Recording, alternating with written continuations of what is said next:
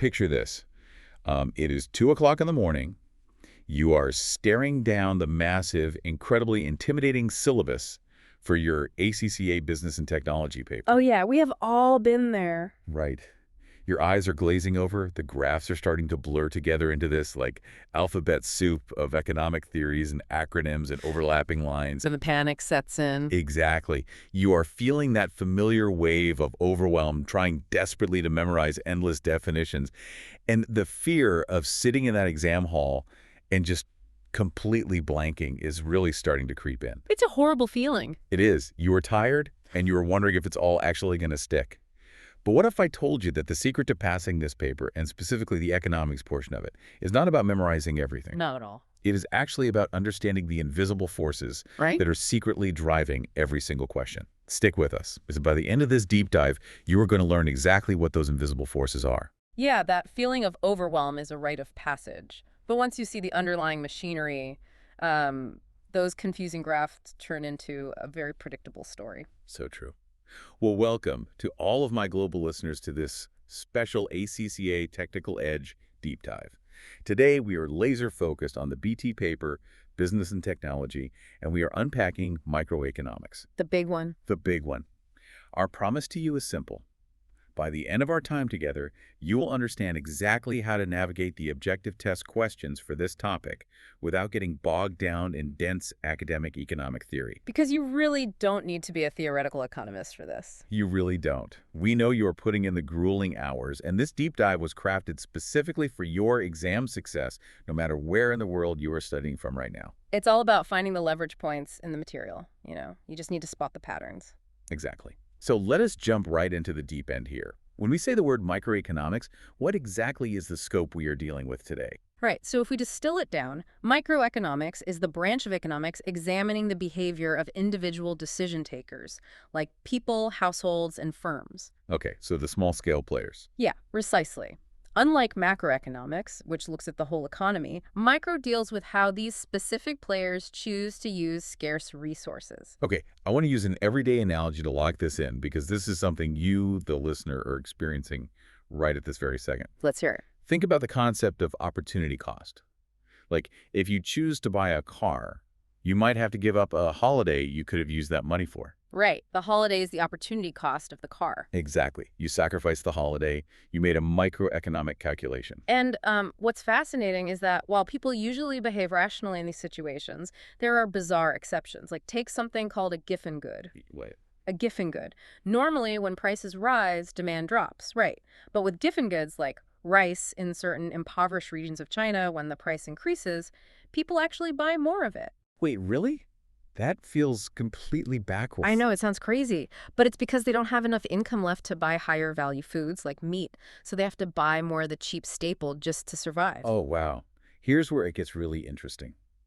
Because it's exactly those weird counterintuitive realities that make this topic so highly testable. Oh, for sure. Examiners love to see if you actually understand human behavior under pressure, not just the graphs. So let's talk about that.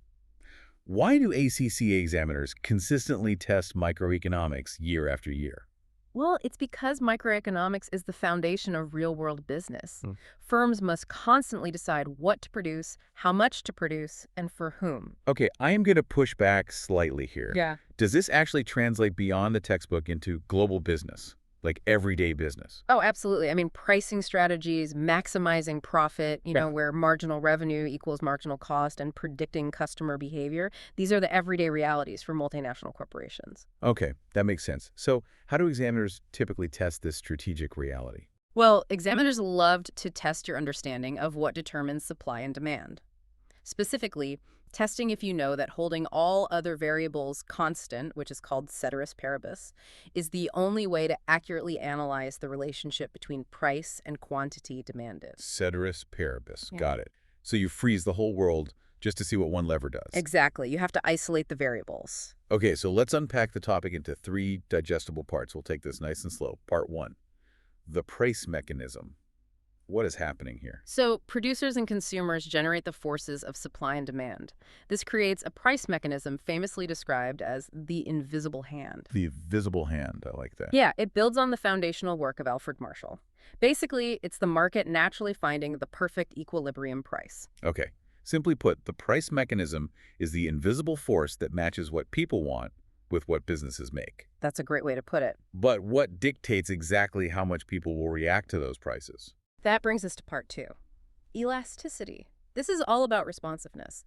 We have price elasticity, which is responsiveness to price changes. Right. Like if coffee goes up $1, do people still buy it? Exactly. Then there's income elasticity, tracking how demand changes when incomes go up or down, and cross elasticity, which is the responsiveness of good X to a change in the price of good Y. Okay, simply put, elasticity measures exactly how dramatically customers will react when a business changes its prices or when incomes shift. Spot on. It measures the breaking point. But what happens when governments decide to stop the market from operating freely? That is part 3, market intervention. Governments step in all the time. For example, the UK government imposing maximum prices during World War II on bread, butter, and petrol. Oh, to keep things affordable during the war. Right, but it caused massive excess demand and illegal black markets. On the flip side, the EU's Common Agricultural Policy imposed minimum prices. And what did that do? It periodically generates massive, unmanageable surpluses of food. People just stop buying. Simply put, when governments step in to artificially fix prices, it almost always creates unintended consequences like black markets or massive surpluses. It is a delicate balancing act for sure. All right, let us bring this out of the abstract and into a global, real-world example.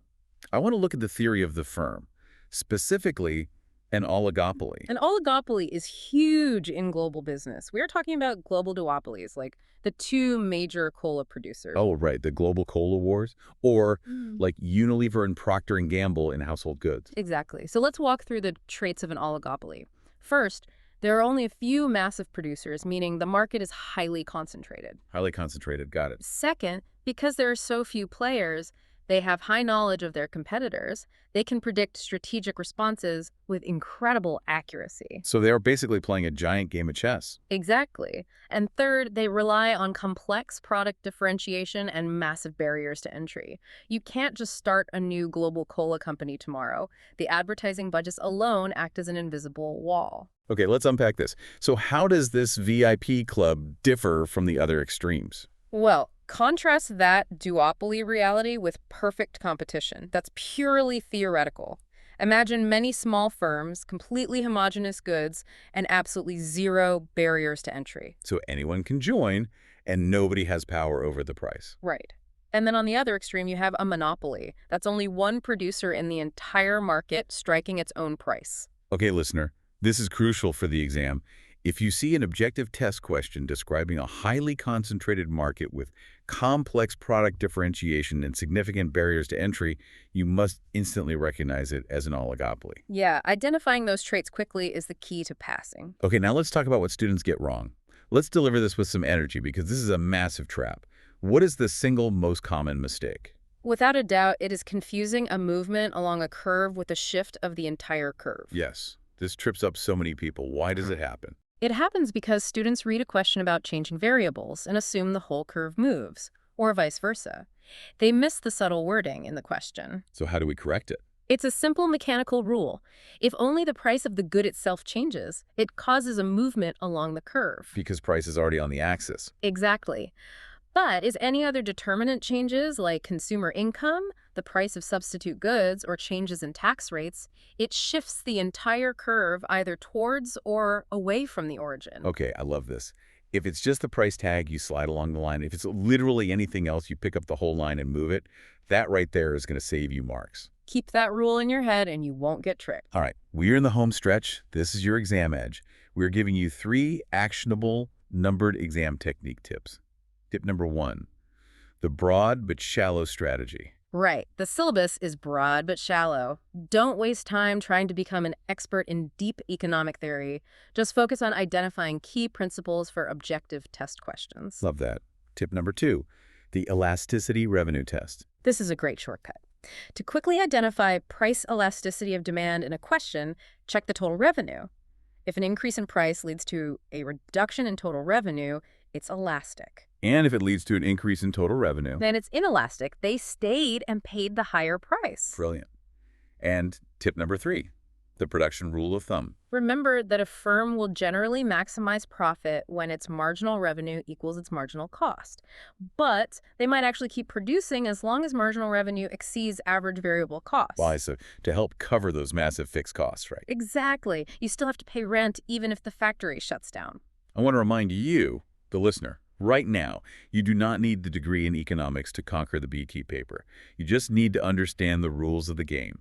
And you are now officially prepared to spot those rules in action. You absolutely are. You have the tools now. So let's bring this full circle. Think back to that cold open. The days of staring blankly at textbook graphs at 2 in the morning are over. No more alphabet soup. Exactly. Remember this. Microeconomics isn't just theory. It's the invisible hand guiding every real-world business decision you'll ever make. And I want to leave you with one final thought to mull over. In our source material, there's a concept called the law of diminishing returns. Oh, this is a good one. It says that adding variable factors like labor to fixed factors like land eventually decreases output. Apply that directly to your studying right now. Wow. Trying to cram unlimited hours of study into a fixed, tired brain will eventually yield fewer and fewer results. Know when to rest. That is amazing advice. Work with your mind, not against it. Well, to all of our global listeners, we know you are studying across different time zones, different countries, and juggling totally different life circumstances. It is not easy, but you're doing it. Your commitment to the ACCA is something to be incredibly proud of. Seriously. Please make sure to follow the show on Spotify and leave a review. Keep pushing forward. Thank you for listening.